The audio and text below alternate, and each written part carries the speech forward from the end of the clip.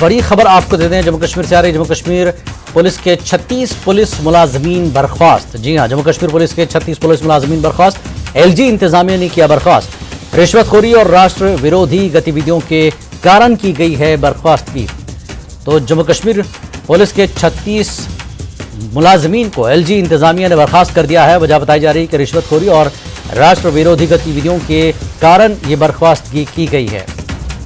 तो 36 पुलिस मुलाजमीन जम्मू कश्मीर के बर्खास्त कर दिए गए हैं। एलजी इंतजामिया ने इन पुलिस मुलाजमीन को बर्खास्त किया है। रिश्वतखोरी और राष्ट्र विरोधी की बर्खास्तगी हुई है। तो एलजी इंतजामिया ने 36 पुलिस वालों की छुट्टी कर दी है। रिश्वतखोरी और राष्ट्र विरोधी गतिविधियों के कारण ये छुट्टी की गई है पुलिस वालों की। तो बर्खास्त कर दिए गए हैं। एलजी इंतजामिया ने रिश्वतखोरी और राष्ट्र विरोधी गतिविधियों के कारण 36 पुलिस मुलाजमीन को बर्खास्त किया है। बड़ी खबर इस वक्त की, जम्मू कश्मीर पुलिस ने 36 पुलिस मुलाजमीन को बर्खास्त किया है। एलजी इंतजामिया ने बर्खास्त किया है। रिश्वतखोरी और राष्ट्र विरोधी गतिविधियों के कारण की गई है बर्खास्तगी।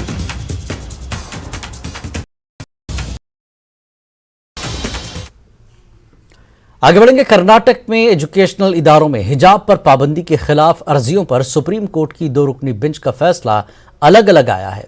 बेंच में शामिल 2 जजों की राय अलग अलग है। जहां जस्टिस हेमंत गुप्ता ने हिजाब पर पाबंदी को सही ठहराया है, वहीं जस्टिस सुधांशु धूलिया ने कर्नाटक हाई कोर्ट के फैसले को रद्द कर दिया।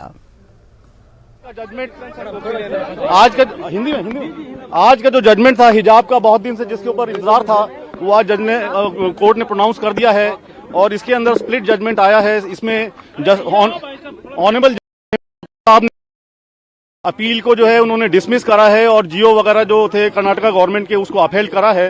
लेकिन justice Gulia honourable justice Gulia ने डिफरेंट व्यू लिया है इसके अंदर, इस मैटर के अंदर, और उन्होंने इस मैटर के अंदर उसको अपील्स को अलाउ करा है और उन्होंने 3 चॉइसेस के ऊपर, 3 पॉइंट्स के ऊपर इसको मेन एम्फेसिस दिया है। उन्होंने एक तो बिजॉय मैनुअल का जो जजमेंट है सुप्रीम कोर्ट का, उस पर रेफर करा है और उसके बाद उन्होंने ये जो चॉइस है, जो अपना सिर के ऊपर किसी को हिजाब रखना है या किसी को कवर करना है, ये लेडी का अपना चॉइस है, तो इस पॉइंट के ऊपर भी उन्होंने एम्फेसिस दिया है।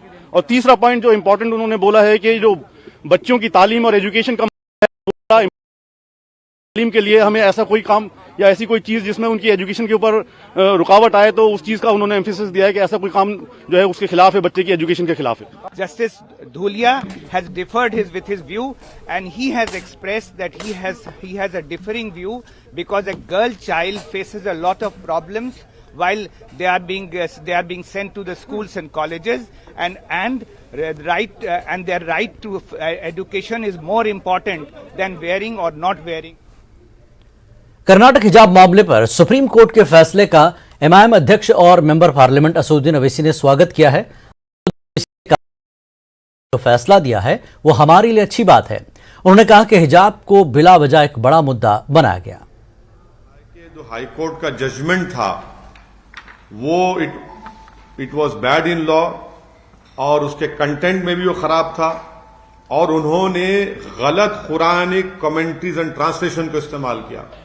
अब कुरान की एक आयत है ला यखरा फिद दीन, के दीन में कोई जोर जबरदस्ती नहीं है। वो हिजाब के लिए इस्तेमाल नहीं हुई थी, वो रिलीजन के एक्सेप्टेंस में इस्तेमाल हुई थी। उलमा इकराम ने कहा तो आपने उसको हिजाब पे डाल दिया।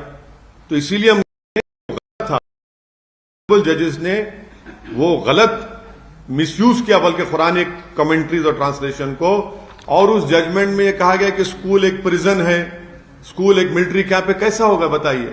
तो इसलिए वो मेरी राय वो है उस कर्नाटका हाईकोर्ट के 3 जजेस बेंच की, उसमें तो तीनों जजेस ने हिजाब को कहा कि जरूरत नहीं है। यहां पर सुप्रीम कोर्ट ने दो ऑनरेबल जजेस ने डिफर किया है, मगर एक जज धूलिया साहब ने हिजाब के फेवर में जजमेंट दिया है।